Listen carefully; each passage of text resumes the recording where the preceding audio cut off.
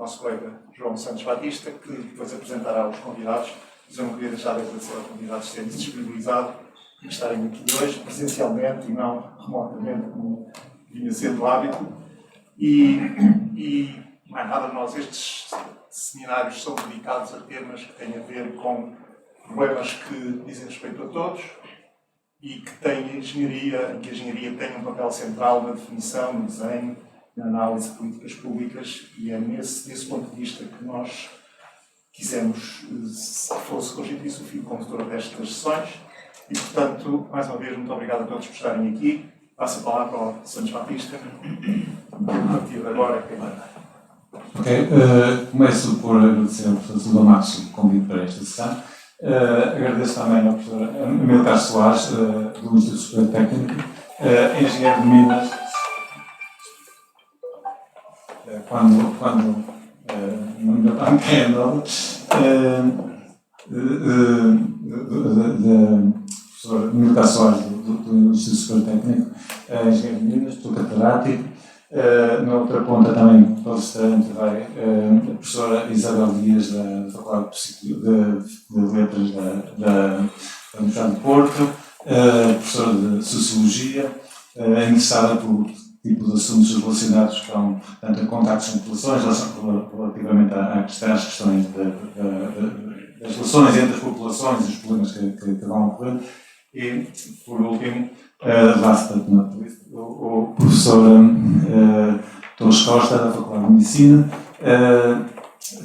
Portanto, entre outras questões, é colunista no Observador e tem posto umas questões bastante interessantes relativamente a questões populacionais, a questões de interação entre a economia e digamos, as pessoas e a interação que as pessoas podem ter. Portanto, eu creio que são três convidados bastante interessantes e que poderão enriquecer o nosso conhecimento nesta área. Relativamente à questão concreta que nos traz aqui, que nos traz a este debate, ela tem muito a ver com a questão, ok, vamos estar na questão do lítio, mas a questão acaba por ser muito mais importante e muito mais abrangente, porque todos têm conhecimento agora relacionado com a guerra da Ucrânia e o problema que a autonomia em termos energéticos nos traz. O problema da autonomia da Europa e da União Europeia não está apenas em questões relacionadas com problemas energéticos, tem a ver também com matérias-primas. A União Europeia é completamente dependente de matérias-primas que vêm do exterior. E necessariamente, até ao momento, tem de alguma forma protelado e adiado questões relacionadas com a indústria extrativa, mas vai ter necessariamente que resolver esse problema de alguma forma. Uma das formas possíveis é a produção interna de matérias-primas.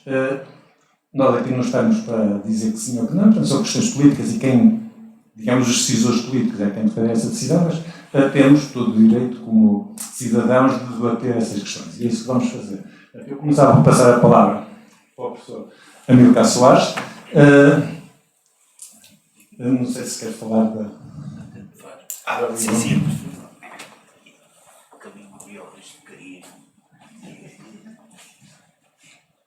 Pode ver aqui, querido. Eles têm que ver a apresentação. Está ótimo. Para evitar os meus pós-créditos. Não sei como é que isto se Manda para o web que se deve... está bem, tem que ligar para lá. Está bem. Posso ligar. Boa tarde. Portanto, isto é um tema sobre o qual eu vou fazer a minha apresentação, mas eu começava por lembrar o nosso Ministro da Economia, quinta-feira passada, uma observação que ele fez, que basicamente era isto, cito de cor. Se tivéssemos feito aquele poço no offshore Algarvio, e se tivéssemos observado as reservas que tínhamos previsto de gás natural lá, possivelmente agora, hoje, Portugal seria uma distribuição de gás natural, possivelmente poderia ser uma alternativa ao problema que nós vivemos presentemente na Europa. Pode ser extemporâneo, mas tem tudo a ver com aquilo que eu gostaria de vos apresentar. que divide-se em duas partes. A primeira parte é uma parte mais geral sobre os condicionalismos, como porque é que é irreversível o caminho que a Europa neste momento está a tomar em relação aos recursos minerais, à prospecção e à exploração. E numa segunda parte vou dar um exemplo concreto de um projeto da mina de Barroso de lítio. Basicamente... É a outra série. É onde? A outra série minha para baixo. E tudo começa aqui, isto é o cerne do problema, que é o paradigma, o modelo que as nossas sociedades desenvolvidas ou em vias de desenvolvimento adotaram, que é o crescimento continuado da economia. Portanto, o crescimento sistemático dos anos do produto interno bruto. E esse crescimento sempre induziu maior procura, maior consumo, quer de energia, quer de recursos, matérias-primas minerais. E, portanto, há uma necessidade de consumo, mas paralelamente, a acrescer a isto, há aqui um outro problema. Portanto, o que eu foquei do tal paradigma não é a causa próxima, é, digamos assim, um problema estrutural que ganhou outra dinâmica a partir do momento em que nós constatamos não as alterações climáticas, as alterações climáticas vêm sendo observadas desde os anos 70, mas que nós constatamos, e já há unanimidade acerca disso, a origem antropogénica dessas alterações climáticas. Ou seja, é o homem que produz estas alterações climáticas ao queimar as energias fósseis e não fósseis, mas que provoca as emissões. Portanto, e aqui há uma unanimidade à volta disso. Onde não há unanimidade é exatamente no custo o preço que nós estamos dispostos a pagar, cada um de nós, para obviar isso, ou seja, para obviar a transição energética. Desculpa. As alterações climáticas implicam, que já todos nós temos consciência disso, implica a transição energética, nós temos de deixar de queimar para eletrificar a economia, mas para isso há um custo a pagar. E aí não há unanimidade. Dois exemplos concretos, muito recentes, ainda não se chegou a acordo em relação às medidas de tomar ao petróleo, não estou falando de gás, ao petróleo da Rússia, ainda não há acordo, espero que esse acordo se atinja em breve. E outro exemplo ainda mais recente, que foi sexta-feira passada, o Guardian traz esta notícia que basicamente neste momento há 150 megaprojetos de exploração de petróleo que foram aprovados, grande parte deles pelos países que assinaram a Declaração de Glasgow, portanto estamos a falar daquela conferência climática, e esses projetos foram aprovados por debaixo da mesa. Portanto, a fachada continua, esses projetos são implementados por empresas, as majors, que são empresas que são verdes, têm tudo verde, as energias verdes, mas depois, sem ninguém dar por isso, esses projetos começaram a andar. Desses 150, 30, portanto, são reservatórios que não são muito profundos, 30 já estão em produção. Estamos a falar desses países que assinaram essa declaração, em particular os Estados Unidos e o Canadá. Este senhor digamos assim, é o responsável pela Agência Internacional de Energia e vem denunciar isto como uma bomba, e de facto é uma bomba. São dois exemplos para referir, digamos assim, a contradição que existe entre a retórica, a narrativa que os diferentes governos tomam em relação à transição energética e depois aquilo que na realidade eles fazem na prática ou estão dispostos a fazer na prática. Mas isto é outro, levar-nos a outra conversa. O cerne da nossa questão é exatamente este. É que a transição energética, ponto assente, vai implicar um crescimento muito grande na procura de recursos minerais, em particular os minerais críticos. Os minerais críticos obviamente, para manufatura, das tecnologias da nova transição energética. Mas não só desses metais, outros metais ordinários, o cobre, o chumbo, o zinco, etc., também vai crescer exponencialmente. Mas os outros, estamos aqui, vamos focar-nos nos outros. O lítio, o cobalto, o níquel, etc., vão ter um crescimento bastante acentuado, só para vocês terem ideia. Isto é um exemplo do cobalto, obviamente é uma caricatura, mas é sempre em números reais. Um carro elétrico leva mais ou menos 10 kg de cobalto. Há 1 bilhão e 400 milhões de carros, portanto, implica aquela 14 milhões de toneladas de cobalto por ano, existe aquela produção atual, aproximada, aquela produção anual, nós levaríamos 100 anos para mudar a atual frota de carros que existe. Isto obviamente, não é assim, pois tem que encontrar, portanto, a parte da economia circular, mas essencialmente a previsão, e isto são números muito sérios, a previsão é o crescimento, a procura do lítio vai crescer 1000%, portanto estamos a falar de uma coisa perfeitamente que ultrapassa muito as reservas que existem neste planeta. O cobalto, 600%, a grafite, o índio, etc. Há aqui um problema, há um ponto importante a tomar em conta, que não existia na anterior forma, na atual forma de energia, na parte das energias fósseis, é a concentração, onde é que estas reservas são, quem é que detém estas reservas? E a China detém 45%, domina o mercado das matérias-primas minerais completamente, e não só da produção, mas também da sua metalurgia. Não vou entrar assim em detalhes, estas são as principais localizações que existem.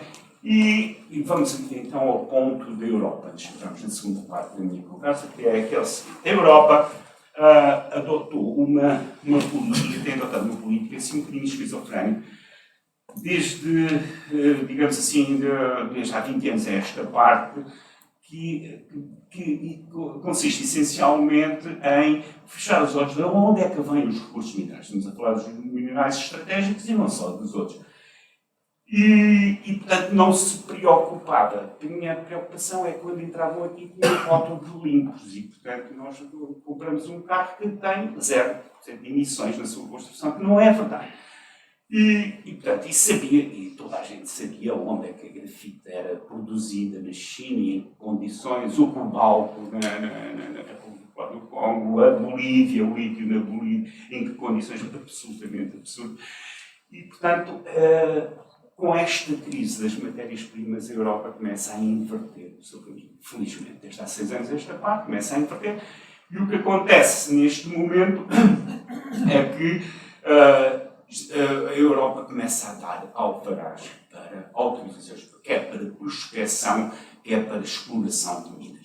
Portugal não é exceção e Portugal tem é neste ponto em onde se encontra, que deu autorização para 6 projetos de exploração de lítio e que é neste contexto, digamos assim, de uma certa irreversibilidade, que não há hipótese nenhuma de voltar atrás, que nós nos encontramos neste momento com a autorização de exploração e de prospecção do lítio. Portanto, não há no meu ponto de vista, que é o normal. Portanto, a Europa realiza que está extraordinariamente dependente e neste momento, tomou esta posição para terminar. Só uma palavrinha para dizer que, desde 2010, a indústria mineira tem mudado um bocadinho a sua face. A indústria mineira tem uma particularidade em relação às outras, que é o seguinte, que é dominada, basicamente é dominada por 4, 5 majors. Portanto, estamos a falar das grandes, da Vale, da Bilinta, da BHP, etc. E que este facto tem a seguinte vantagem: eles conseguem rapidamente, reunir think tanks, e ativar, de modo a pensar em estratégias com o futuro relativamente a médio, curto e médio tempo. Fizeram isso, a Vale e a BES, pelo menos, fizeram isso em 2012 e em 2013 a pensar o que é que a indústria mineira poderia ser em 2030, e todos eles há um denominador comum em que sobre a necessidade da inovação digital da indústria mineira, ou seja, da modernização.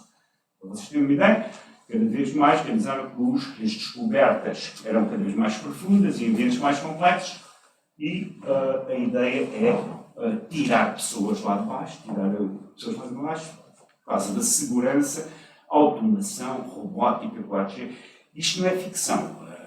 A mina lá de baixo de Neves Corvo, neste momento, já tem implementado na parte subterrânea um 4G de telemóveis, portanto, que vai permitir a automação de todo o equipamento que tem lá embaixo, desde os perfuradores, jumbos, carregadores, caminhões, etc.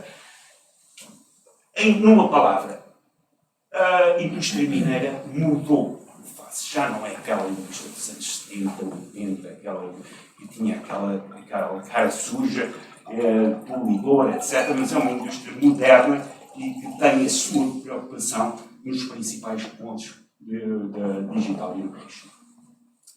Ok, rapidamente, numa segunda parte, os slides passam a ser em português, muito rapidamente eu ia dar um exemplo concreto do projeto da mina de Barroso, que é um município de Boticas, aqui em Norte de Portugal, Vila Real, o distrito de Vila Real.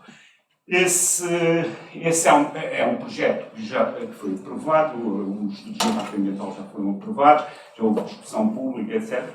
E reparem que estamos a falar de um tipo de minério, apesar de as concentrações de lítio a nível de reservas do planeta, dos salários da Bolívia, aqueles desertos de sal, serem muito superiores. As reservas na Namíbia também serem bastante superiores de outro tipo de mineração. Os do Canadá, aqueles de Manitoba, do Canadá também. Este minério aqui tem 1% de óxido de lítio e considera-se uma reserva, das melhores reservas que a Europa tem. Por isso é que foram selecionados não só esta, como outros alvos para projetos de exploração deste tipo. Basicamente, só para terem uma ideia, as reservas são 24 milhões de toneladas, okay, com 1% de óxido de lítio. A operação vai se dividir entre a mina e a lavaria. A mina, portanto, ao fim e ao cabo, consiste num conjunto de pits, chamam-se cortas, porque a mineralização é assim, dispersam aquelas cor-de-rosinhas que estão ali, e portanto são 4 5 buracos, pits, pouco profundos, e basicamente a mina e a lavaria vão ter 240 trabalhadores, a produção de 1.500.000 toneladas, e o estéril, que é aquela parte de cima para se chegar, que se vai ter que remover, é basicamente 5 vezes o minério. A lavaria, para aqueles que não estão habituados a isto, a lavaria é uma unidade de processamento para enriquecer o tal qual que vem da mina. Vem da mina, tem 1%, entra na lavaria, que consiste em processos, basicamente, essencialmente uma flutuação, portanto é como depois é flutuado, e o que resulta é um concentrado de 6%, portanto mais rico. Portanto, acrescenta valor, e o que a mina vende é este concentrado, que está aqui, de 6%. Ao fim e ao cabo, daquele 1.500.000, vai vender 180.000 toneladas desse concentrado, basicamente é isto. E agora vamos passar à parte concreta, que é a parte que, enfim, extremamente interessante, que é o seguinte. Quando alguém propõe um projeto destes para ser avaliado, para ser autorizado, etc., há determinados instrumentos legais e procedimentos legais que ele tem que obedecer. Um deles, o mais importante e o mais rico, é o chamado estudo de impacto ambiental. Isto consiste em quê? Basicamente, em ver quais são os fatores mais importantes que a mina pode impactar. Então, não estou a falar do ar, da água, águas superficiais, águas subterrâneas, o solo, os ecossistemas, portanto, todos aqueles fatores que são suscetíveis de ter impacto, que o promotor, portanto, a pessoa ou a companhia que apresenta o projeto tem que demonstrar que antes, que é a situação de referência, e depois, ou depois com a implementação da mina, não ultrapassa os limites estabelecidos por lei, pela lei portuguesa. E é a transposição da lei europeia. Portanto, e é isto que consiste um estudo de impacto ambiental. É digamos, é um estudo multidisciplinar que envolve, portanto, todas estas disciplinas que eu vos falei. E, ao nível do Estado, o Estado português tem entidades, tem direções gerais, tem a APA, etc., que têm a mesma equipa também pluridisciplinar, que avalia cada um dos itens e aprova ou não. Depois disso, ainda há uma outra coisa, que é a discussão pública. Cada um de nós pode igualmente exercer o contraditório aí. Aí tem alguma dificuldade, porque precisamos de ter para exercer o contraditório não é exercido, ao contrário do que foi feito com do gás natural que eu falei no início, não é exercido nas praias, nem no cartaz, não, tem que ser exercido com base em demonstrar quantitativamente que neste item, naquele o projeto viola a lei e, portanto, não pode ser aprovado. Isto foi feito, daquilo que eu li, isto é a transposição. Eu não trabalho para esta empresa, eu fui buscar esta informação que eu estou a buscar, está disponível na net, é o estudo de impacto ambiental disponível na net, dos fatores que mais impacto causam, que suscetíveis de impacto, são os recursos hídricos superficiais, por força da utilização da água, da tal avaria, do tal processamento, em determinados períodos do ano, nomeadamente entre junho e julho, segundo o plano deles, há um risco do caudal ecológico ser violado. Há esse risco. O outro é o paisagístico. Bom, aqui deixem-me só chamar a atenção para um lugar. A área que toda a parte da mina ocupa são 80 hectares. A exploração vai ser feita, eles vão começar uma conta e acabar na outra, de modo sequencial. Quando exploram uma parte, um buraco, e passam para o seguinte, eles recuperam o primeiro. Portanto, a exibição, num período de tempo, o máximo que tem são 30, 40 hectares. A exibição, portanto, suscetível de ter impacto ao nível da paisagem. Já agora, estão a ver o número, 40 hectares, 80 hectares no máximo. Deixem-me só fazer a comparação. O ano passado, teve em discussão pública, estudo de impacto ambiental, entre 5 projetos de megacentrais fotovoltaicas, 5. Isto é tirado do relatório da Zero, que é aquela associação ambientalista. Dos 5, o somatório atingiam o conjunto 3.500 hectares. É outra dimensão.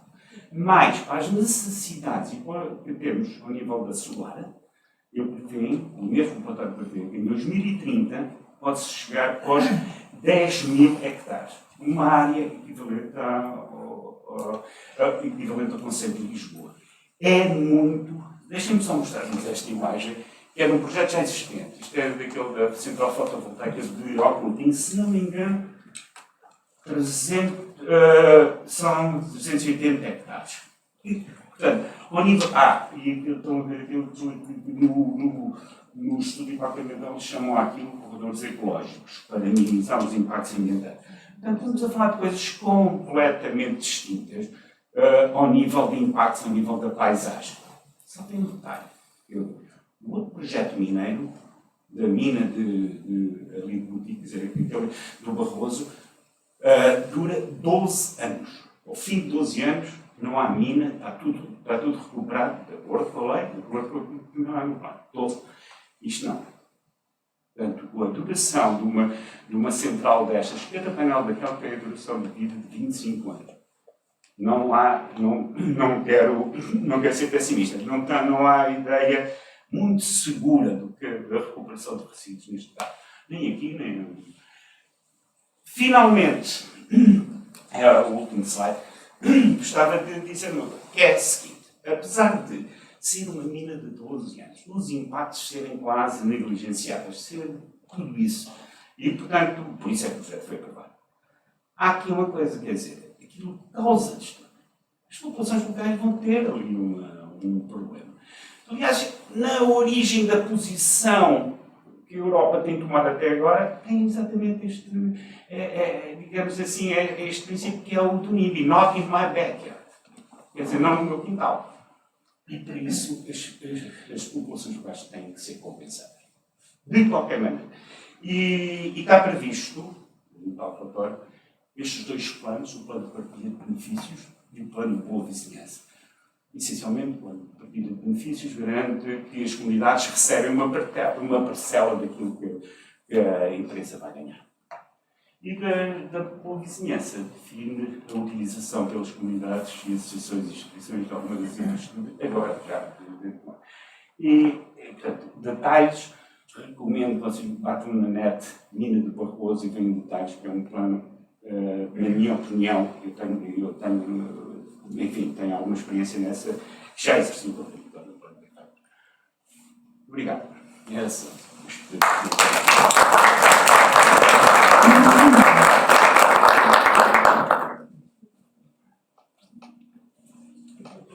Sim, ok. Agradeço ao professor Luís Ações pela esclarecedora apresentação e passar então a palavra à professora Isabel Lias, por favor.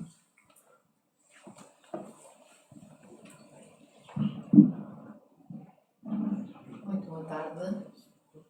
Não sei se já está. Aqui está. Bom, boa tarde mais uma vez a todas as pessoas presentes.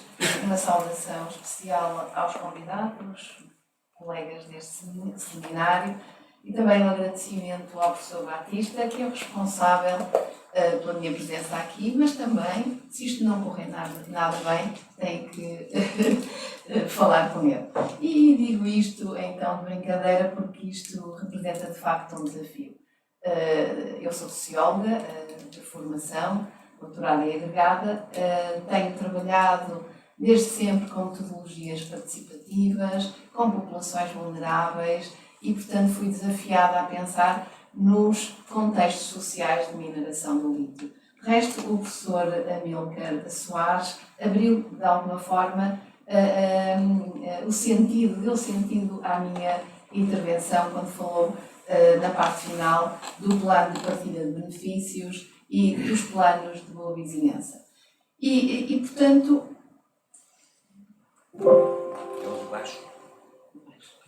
Obrigada. E, portanto, vou tentar partilhar convosco as preocupações que este desafio suscitar, esperando que corra bem e, portanto, sintam-se à vontade para interpelar uma socióloga a falar da mineração do lítio. Em primeiro lugar, o lítio tem uma história interessante em Portugal. Depois de um quase esquecimento com a desativação de várias minas no norte, na região norte do país, nomeadamente na década de 1980, este minério voltou em força, só que agora com uma cobertura mediática muito forte. Tive a oportunidade de fazer assim uma breve pesquisa e socorri-me de algumas imagens de uma notícia publicada pela jornalista Céu Neves.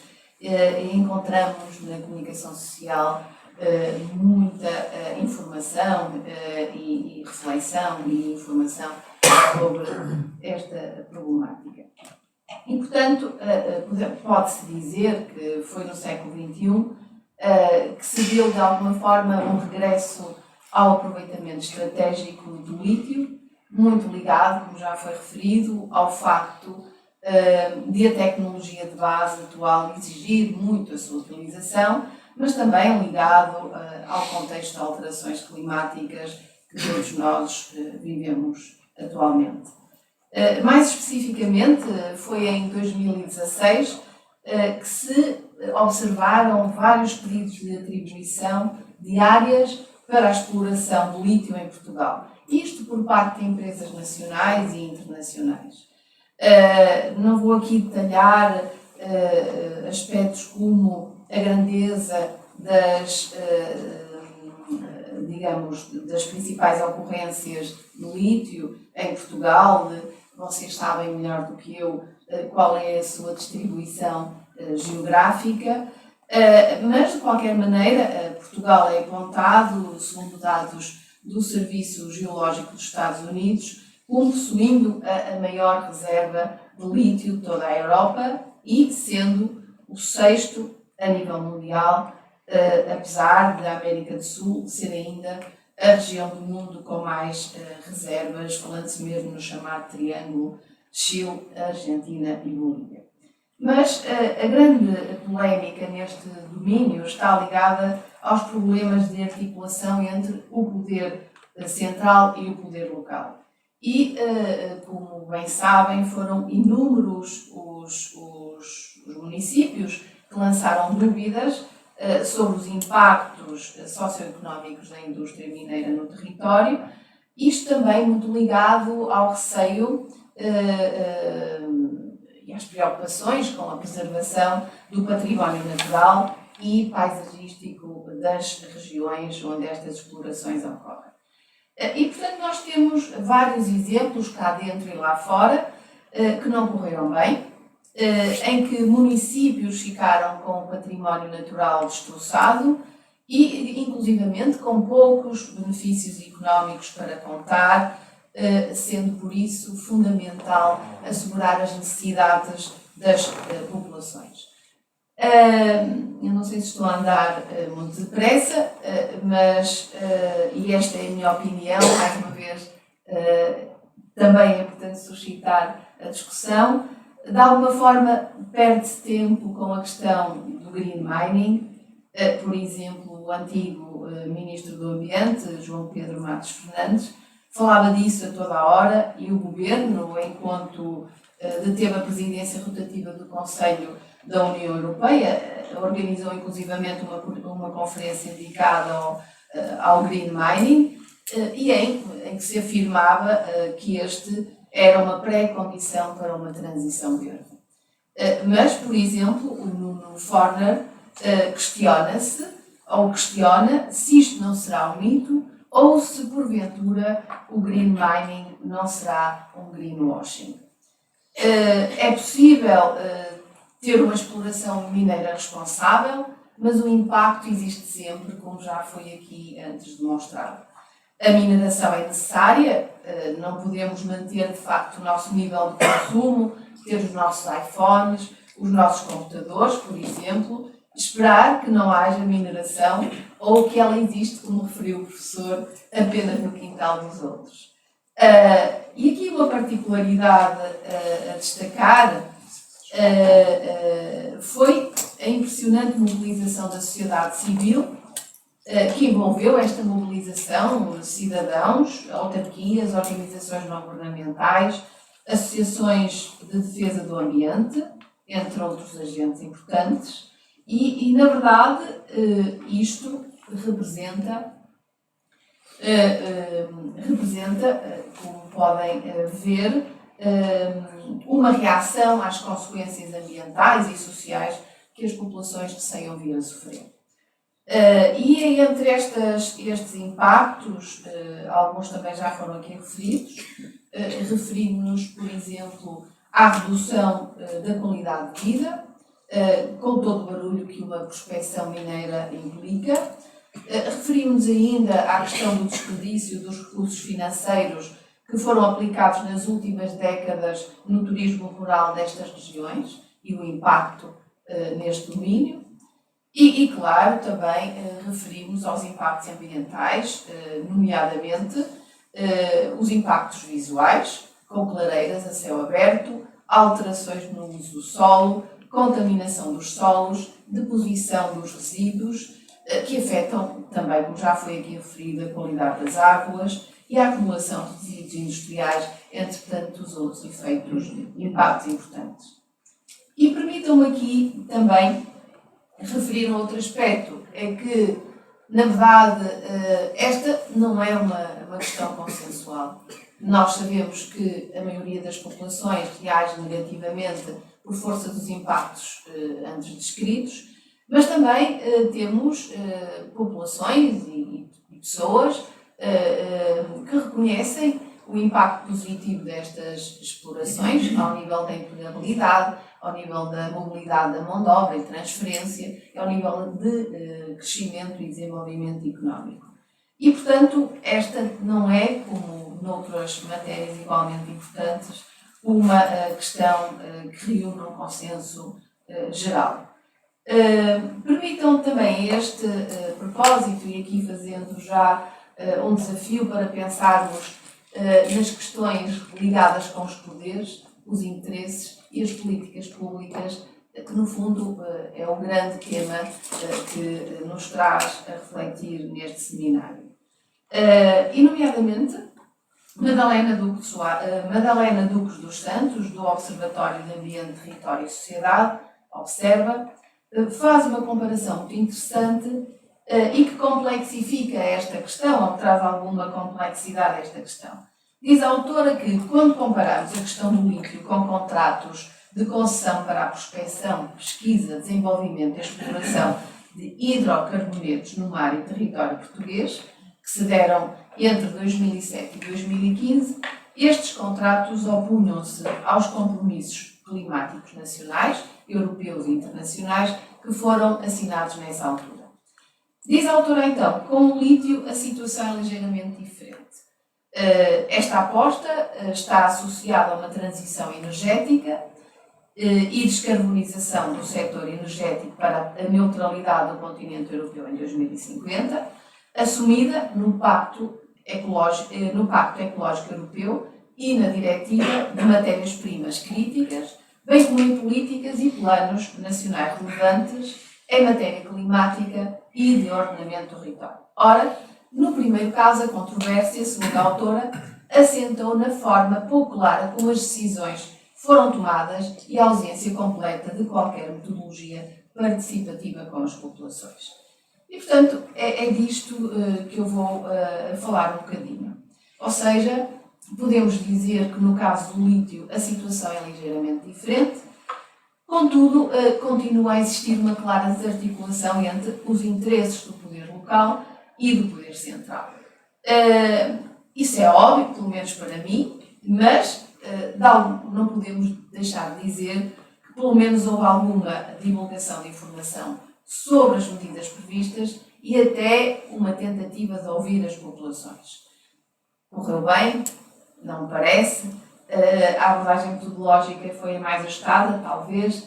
Vocês, como especialistas, podemos depois discutir. De qualquer maneira, podemos dizer que os serviços mínimos foram realizados. De qualquer maneira, talvez isto tenha acontecido também demasiado tarde, porque as populações foram informadas sobre as intenções e o modelo de prospecção, mas foi a clássica postura top-down do governo central a avisar o poder local do que iria acontecer. Ou seja, parece-me que se desenvolveu mais uma postura informativa e não tanto uma abordagem participativa. E isto, como eu já referi, conduziu a um enorme conflito social com as populações locais, as próprias associações ambientalistas, como é o caso da Quercus e a Associação Zero. Por exemplo, a primeira pediu desde logo a suspensão imediata da estratégia do governo para o lítio, defendeu que a estratégia mineira podia comprometer as metas assumidas por Portugal no que se refere à descarbonização da economia, e a Associação Zero, por exemplo, recusou qualquer exploração em zonas protegidas. E este é um testemunho de um dirigente de uma associação local que intervém, que teve uma intervenção muito ativa neste movimento de contestação e de reação pública e da população. Portanto, aqui, digamos, a questão que eu gostaria agora de tratar é um pouco desenvolver este conceito de metodologias participativas e o seu lugar em avaliação de políticas públicas. E, na minha opinião, esta é uma estratégia que tem tudo a ganhar se for aplicada neste âmbito e noutros temas igualmente estratégicos para o desenvolvimento das populações locais. E aqui permitam falar um pouco do conceito de desenvolvimento local integrado e participação. Este conceito, ou esta ideia de desenvolvimento local, é bem mais recente do que nós pensamos. Foi apenas no final da década de 1970, início de 1980, que esta abordagem começou a ser desenvolvida, em parte como resultado da crise económica, disputada pelos sucessivos choques petrolíferos dos anos 1970, e também no falhanço de abordagens económicas muito baseadas no trickling down effect.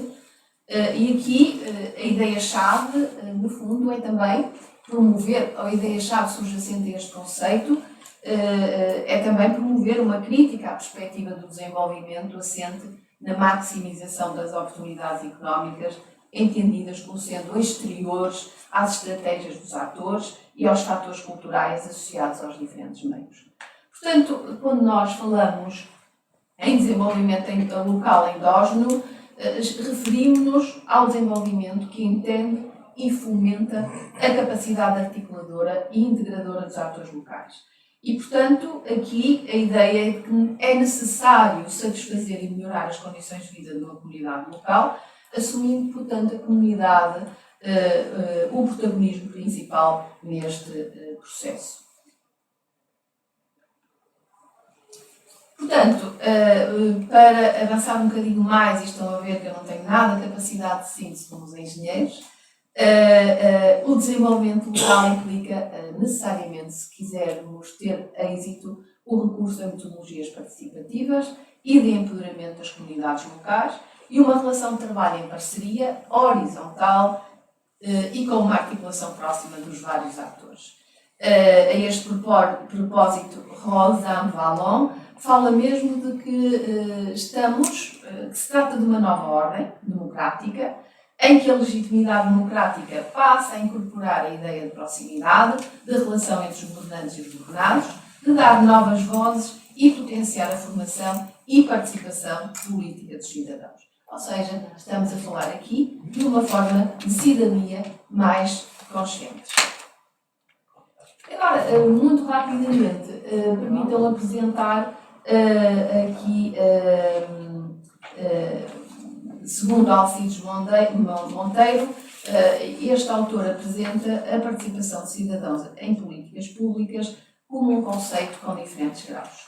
E, portanto, esses graus, segundo o autor, dizem respeito ao grau de consulta, de envolvimento, de colaboração e de empoderamento. Como podem ver no slide, no primeiro momento, no processo de consulta, o objetivo é obter uma posição pública sobre a análise, as alternativas e a decisão. No processo de envolvimento existe um trabalho diretamente com os públicos, através de processos que asseguram a audição e a consideração das suas preocupações e aspirações.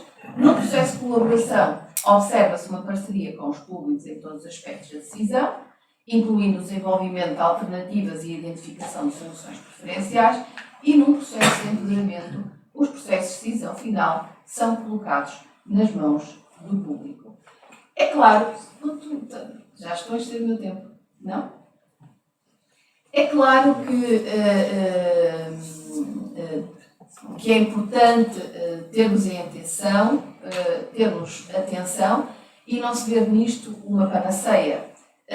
Estes autores, por exemplo, consideram que se não forem bem feitos estes processos participativos, deixam de fora da participação os grupos mais vulneráveis da população. Geralmente, a ideia de comunidades locais acaba por redundar num grupo homogéneo e simplificado. E, portanto, isto muitas vezes também está ligado com a falta de tempo e os custos que estas estratégias implicam e faz com que estes processos, por vezes, sejam conduzidos mecanicamente e redundam em meras formas de greenwashing. E, portanto, podemos dizer que só merece o nome de processos participativos aqueles em que todos os dados sejam trabalhados, implementados e avaliados, envolvendo os próprios participantes, quer dizer, se der a participação em todos os níveis do processo. Agora o desafio,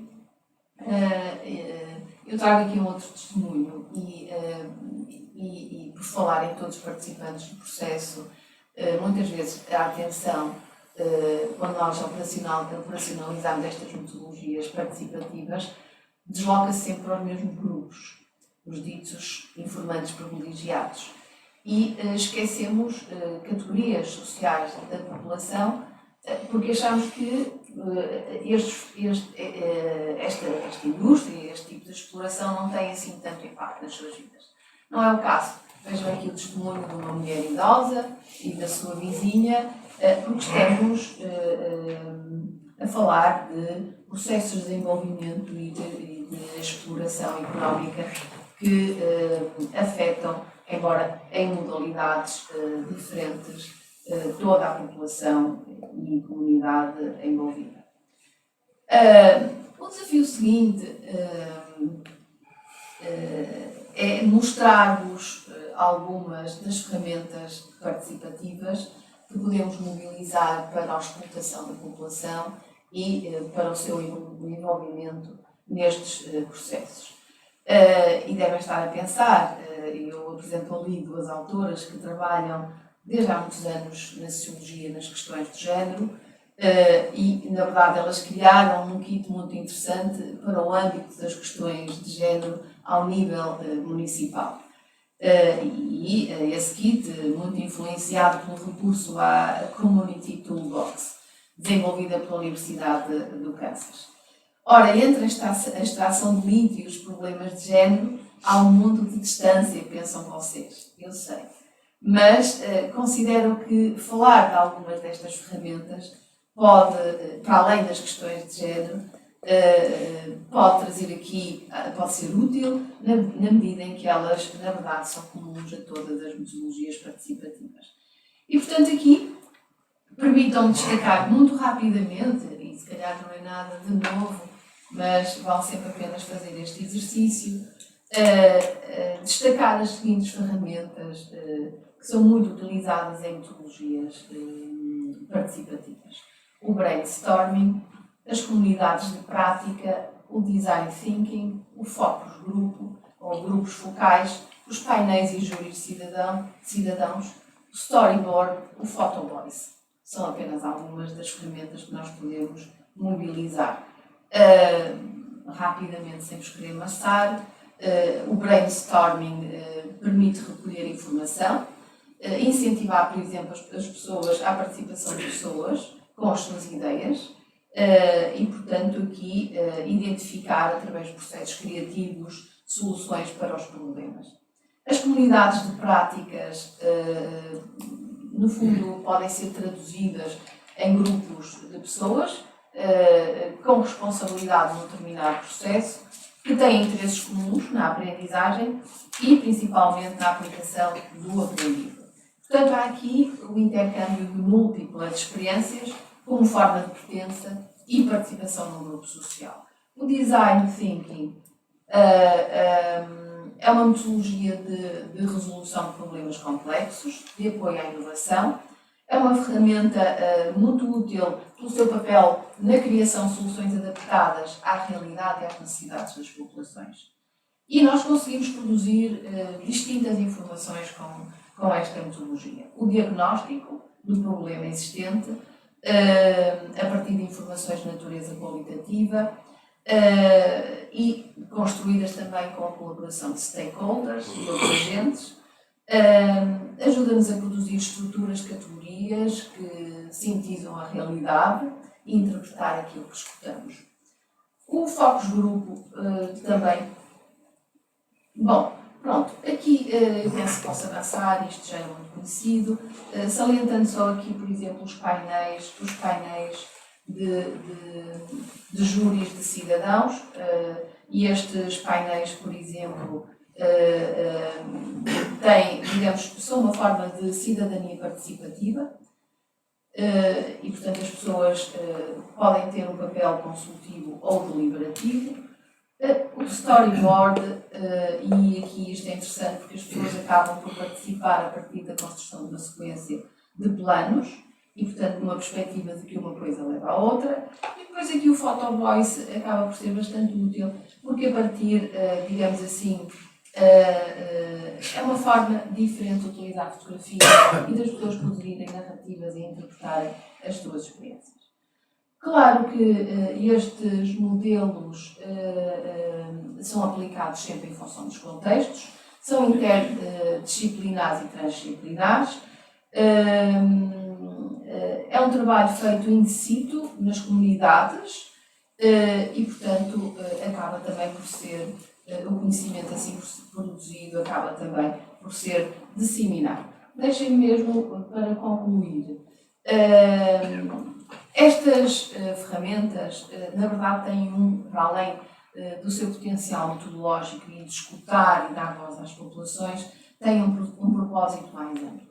Em primeiro lugar, difundir a informação com o objetivo de ampliar o envolvimento dos cidadãos e, portanto, produz dinâmicas participativas e horizontais e não top-down. Em segundo, a consulta pública, contra propostas a serem lançadas pelo poder público, origina maior validação e legitimação das mesmas.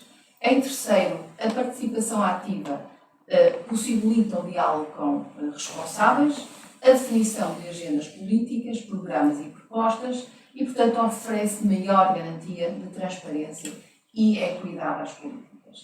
O contrário, as medidas top-down, como os contratos de concessão para a prospecção, pesquisa, desenvolvimento e exploração de hidrocarbonetos no mar e território português, levam a maior controvérsia, insatisfação com as políticas em vigor, um distanciamento, clivagens sociais e um questionamento dos pressupostos democráticos.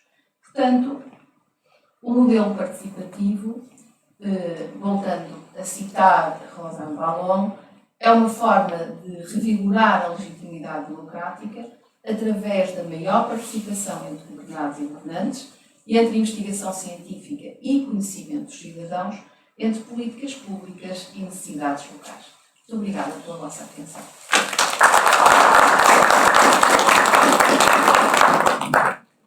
Muito obrigado, professora Isabel Dias, pela intervenção e passava agora a palavra ao professor Torres Costa.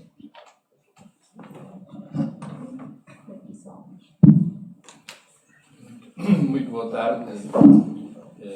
Queria agradecer o convite, o amável convite que me foi feito pela Faculdade de Engenharia para estar aqui presente neste seminário, cumprimentar a assistência, os meus colegas de painel e em especial aqui ao meu bom amigo, o professor Santos Batista, aliás que é o responsável por eu aqui estar, porque eu quando me perguntei porque é que ele está a convidar um médico para aparecer ali na engenharia a falar de assuntos de Minas, e depois recordei-me que eu costumo telefonar às horas mais impróprias que vocês possam imaginar, tipo 11, 11h30, 8 da manhã, 7h30 da manhã, inclusivamente já cheguei a ligar-lhe para colocar questões deste tipo. De modo que eu estou aqui porque o incomodo. Como tal, eu suponho que ele me convidou aqui também para pôr perguntas que possam de alguma maneira ser incomodativas aqui para os presentes. E seguramente estando aqui na plateia, uma plateia rica em gente na área da engenharia, tenho a certeza absoluta, se me dessem mais do que 5 minutos para estar aqui a falar e a provocar-vos todos vocês com as dúvidas que eu tenho, porque ao fim e ao cabo eu não tenho certezas de nada, eu só tenho dúvidas, e dúvidas para onde nós estamos a levar o mundo, a sociedade, o país, tudo isto junto. Tenho muitas dúvidas para onde nos encaminhamos. E tenho dúvidas quando vejo uma sociedade que é distópica naquilo que sinto. Há muito tempo eu tenho uma irmã que é economista e há muito tempo lhe perguntei: olha lá, mas porquê é que vocês, os economistas, nos estão sempre a falar que nós devemos poupar e, por outro lado, que temos que consumir? Eu nunca percebi muito bem aquele dilema que os economistas trazem. Se por um lado temos que poupar, depois por outro lado temos que consumir, para onde é que querem levar a economia? Ao fim e ao cabo, isto tudo tem a ver com esta contradição que as coisas levam. Dizem que temos que ter uma vida sustentável e que temos que ter um planeta sustentável, mas estamos sempre a apostar no crescimento. Crescimento de população, toda aí, se pegarem em qualquer telejornal, seguramente vão ver que rematam sempre a dizer que falta população e que temos uma baixa natalidade e que é preciso aumentar a natalidade, mas por outro lado estamos a ter falta de recursos e é preciso aumentar mais recursos e esgotar mais recursos.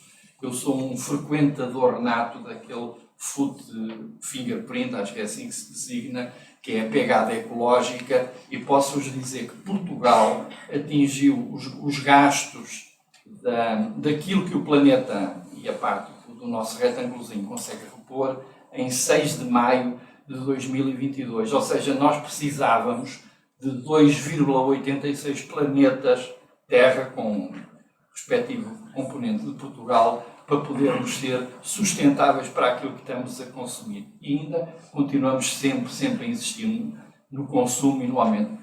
Aceito e acredito que haja aqui algum tipo de boa vontade ao dizer-se que uma transição ecológica para a descarbonização da nossa economia tenha que apostar no carbono, tenha que apostar no hidrogênio. Acredito que sim, não vou estar agora aqui a discutir isso convosco.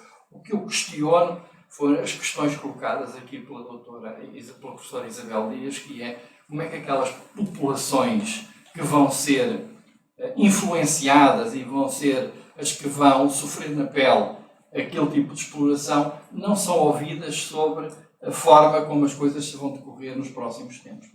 Eu próprio tive o cuidado de ir ver aquilo que consideram consulta pública. Ora bem, eu percebo português, consulta pública quer dizer você, cidadão, vá lá consultar e dê-me a sua opinião. Bom, é um site com 80 e tal gavetas. Cada uma das gavetas tem documentos com 80 e tal páginas, 90 e tal páginas. O resumo são 862 páginas. Resumo. Eu pergunto, alguém que não seja perito desta área consegue consultar aquilo e consegue ter alguma apreciação básica sobre este assunto? Fizeram o mesmo, por exemplo, em relação ao aeroporto do Montijo. A Câmara da Moita disse que estava em desacordo com aquilo. Qual foi a posição do Ministro? Mude-se a lei, porque a gente não... Porque é que devemos precisar das câmaras todas a dar apoio. Aqui será que vamos estar a participar numa situação deste tipo? Vamos fazer minas? Vamos ter minas a exploração a céu aberto? Eu que durante 15 anos morei em Viana do Castelo e fazia todos os dias, ao final do dia, para Viana do Castelo, chegava ali ao Alto do Neiva, e entre 2000 e 2015, que foi os anos em que eu fiz esse trajeto, via aquela silhueta dos montes de Viana do Castelo, que se estendiam desde a encosta atlântica do Monte de Santa Luzia até às zonas de Ponte da Barca. Bom, aquilo era uma paisagem lindíssima de início, mas à medida que os anos foram passando, aquela paisagem começou a ser deteriorada. Aquilo metia-me impressão, porque era como se tivesse persistentemente um outono em cima daquele território. Nós estamos a destruir a nossa paisagem. E a nossa paisagem tem importância tanto para nós como para o meio ambiente, para o conjunto de vida animal e vida vegetal que nos circunda, quanto para aquilo que a gente poderá deixar para os nossos sucessores. Tudo isto seriam assuntos importantes para discutir. Eu creio que foi por causa nas horas mais incómodas que vocês possam imaginar, eu acordar, suponho eu, às vezes, o João Santos Batista com este tipo de questões, que o João Santos Batista me convidou para estar aqui presente, para vos chamar, para alertar um pouco esta plateia para este tipo de questões, e atendendo à hora avançada a que estamos, isto termina às 7 horas, não é? Já acabou. Eu só vos queria chamar a atenção para um ponto, que me mete uma impressão fantástica. Ponte de Lima. Quem está em Ponte de Lima e olha para o Noroeste e vê aquele monte, a forma como aquilo foi rapado, como se fosse alguém lá com uma grandíssima colher, e tivesse limpado um terço daquele cume, é uma coisa perfeitamente assustadora. O que é que eu me assusto? Será este tipo de situação que nós estamos a alimentar e que podemos vir a contar? Eu gostaria muito que daquilo que foi o plano aqui apresentado fosse um plano que fosse concretizado. Mas era importante que não nos fiássemos nas boas intenções e que se criasse algum tipo de maneira de haver recursos económicos que ficassem cativados para a recuperação daquelas terras, não vá às 2x3 os intervenientes acharem a dada altura que aquilo deixou de ser rentável e que batem as portas e vão-se embora e nós depois ficamos com aqueles dentes criados sem saber o que lhes fazer. Era este tipo de alertas que eu vos queria colocar. Muito obrigado.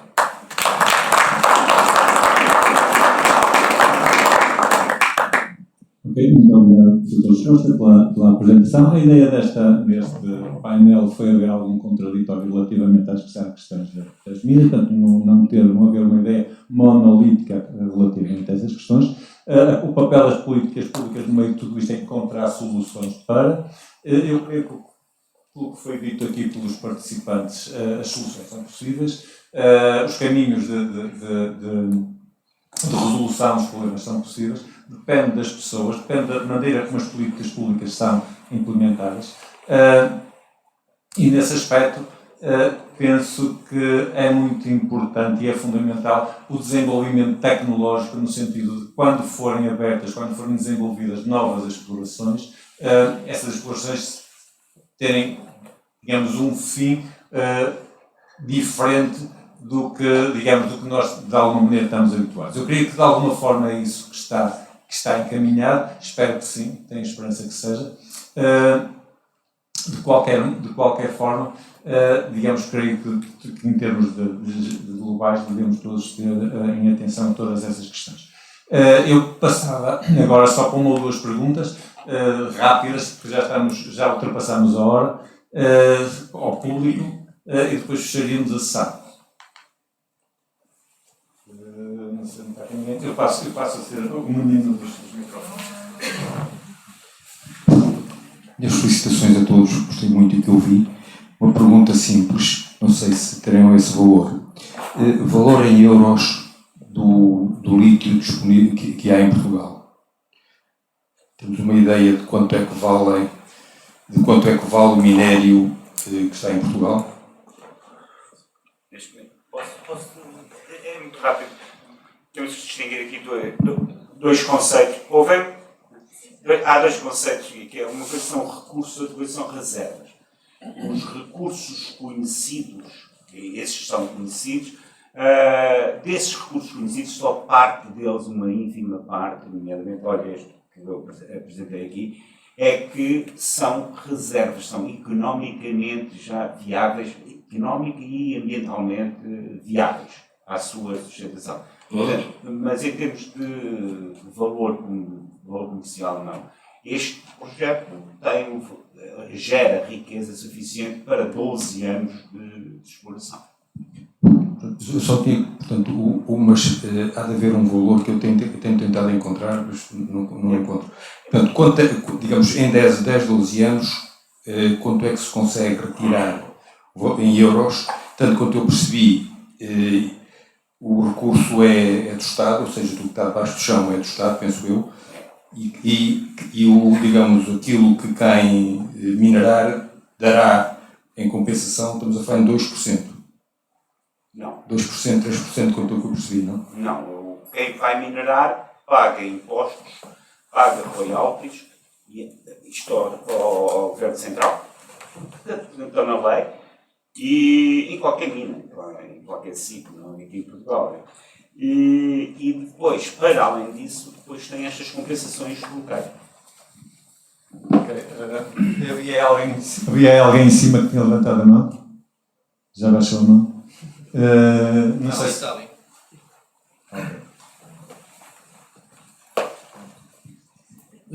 Eu gostava só de deixar aqui duas notas, porque num painel destes, não haver ninguém que fale dos casos positivos existentes em Portugal, no que diz respeito à indústria extrativa, acho que é de registar.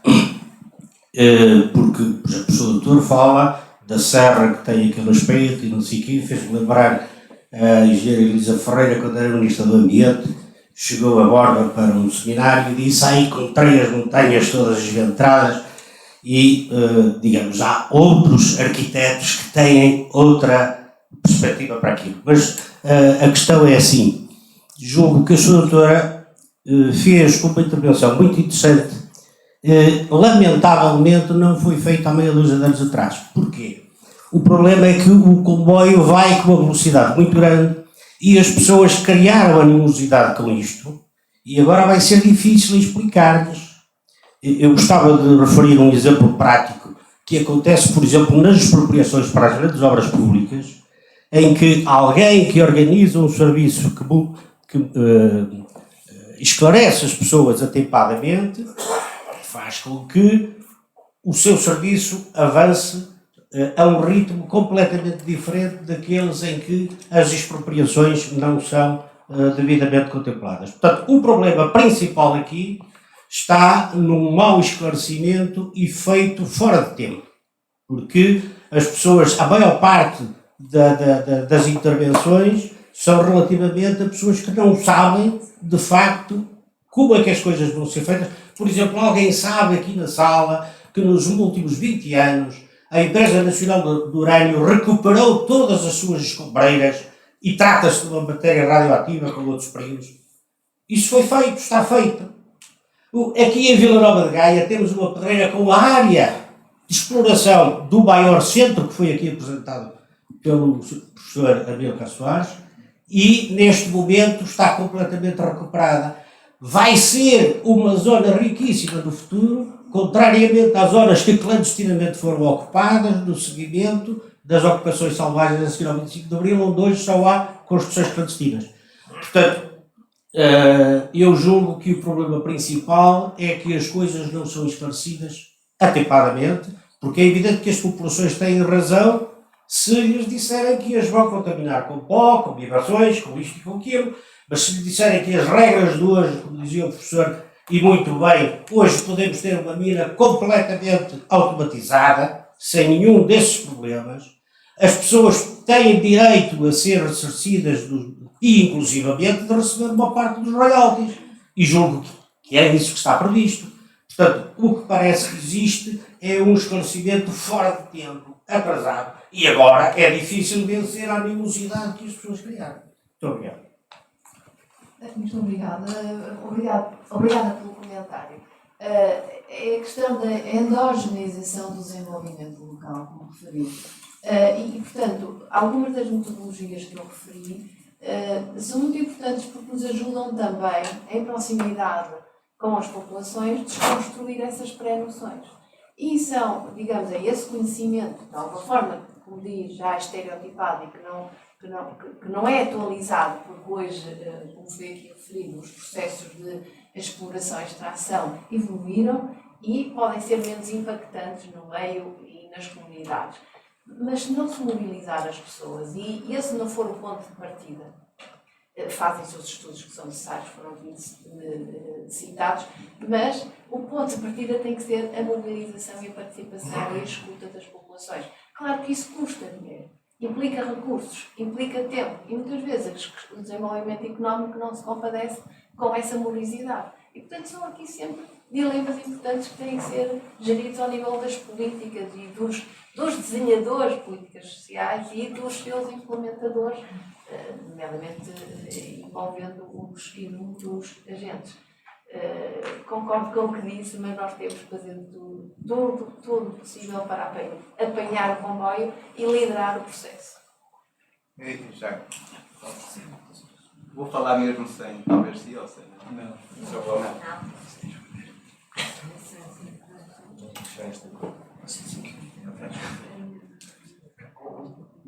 Está bem.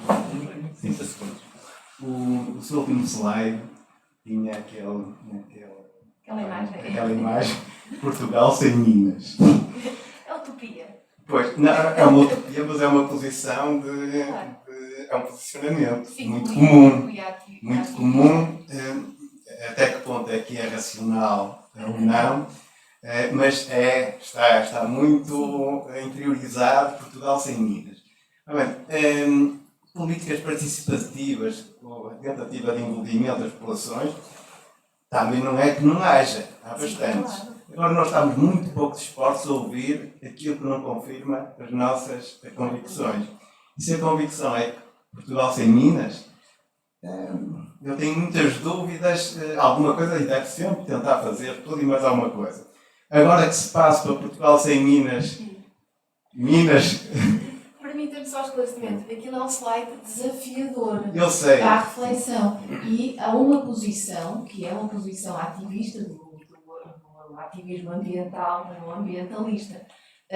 Não é a minha posição. mas eu não digo que seja a sua, mas se for só a sua... Não, mas vai ao encontro do que eu não sei o nome daquele senhor, eu peço desculpa que fez a intervenção antes. Peço desculpa, não conheço, mas vai ao encontro do que, de facto, nós temos já, é ao nível das representações sociais sobre as minas em Portugal. E também temos uma história muito marcada do ponto de vista das suas consequências nas populações e nos contextos sociais. Uma história ao nível da saúde pública, das consequências da exploração mineira, sobretudo na sua fase inicial, também, da saúde pública, dos trabalhadores, das comunidades e das populações, e depois todas essas representações negativas associadas à exploração e ao seu impacto nas comunidades das suas múltiplas dimensões. Portanto, esse património histórico e cultural e o seu impacto, e depois também temos regiões completamente abandonadas, quando as minas deixam de ser rentáveis. E, portanto, não é só as paisagens que ficam esventradas, são as populações que ficam sem sentido muitas vezes. Notem que algumas destas explorações, o que nós temos lá neste momento é população idosa. Não temos população em idade ativa. É verdade. A população em idade ativa, que estava nestas, nomeadamente no norte do país, emigrou a maior parte à procura de outras alternativas de vida. E à procura de melhores condições. Portanto, nós temos lá a população idosa. Portanto, corrijam, que eu posso estar aqui a dizer uma grande asneira, mas do ponto de vista da sociologia e das grelhas que nós mobilizamos para compreender estes processos e dinâmicas, nós, de facto, esta exploração não tem que ser acompanhada por tecnologias mais sustentáveis e menos impactantes no ambiente, no património cultural, material e imaterial, mas também tem que potenciar o regresso da população ativa e proporcionar condições para que trabalhadores e famílias em idade ativa se fixem nestas comunidades e regiões. Portanto, há aí, de facto, muito trabalho a fazer junto das comunidades e da sua mobilização para desconstruir precisamente essas ideias negativas de resistência a este tipo de explorações. Okay, muito obrigado. Passava só rapidamente, antes de fechar completamente a sessão, ao professor. Eu só queria acrescentar que há quem tenha o direito de dizer eu não quero minas na minha zona, ponto. E essas pessoas também têm que ser respeitadas. Só uma última palavra sobre a questão da percepção que as pessoas têm em relação a um projeto mineiro, e é um projeto, por exemplo, eu fiquei ali, de uma central fotovoltaica. O projeto mineiro tem normalmente associado uma percepção negativa. Vem de trás, é uma coisa que já está no ADN das pessoas a olharem para a parte da mina como uma coisa negativa. Enquanto que, se a mesma pessoa idosa se meterem 2 montes completamente forrados de painéis solares, ela tem uma percepção positiva, porque aquilo é para gerar energias renováveis, etc, etc. E, portanto, era só deixar esta mensagem. Aquilo que disse o deputado por acaso do Partido do Governo, tanto faz, é preciso, neste momento, pararmos com a relação amor-ódio em relação à extração dos recursos minerais. São fundamentais para o caminho que nós queremos traçar na transição energética e, portanto, é por aí que nós temos que olhar e tentamos minimizar ao máximo esta percepção negativa que a gente tem das minas. Não faz sentido nenhum hoje em dia, nenhuma mina moderna faz sentido. Okay, muito obrigado, professor Miguel Soares, muito obrigado, professora Isabel Lira, muito obrigado, professor Torres Costa, muito obrigado a todos por terem estado presentes. Encerro a sessão e até uma próxima. Espero que estejam cá para a semana.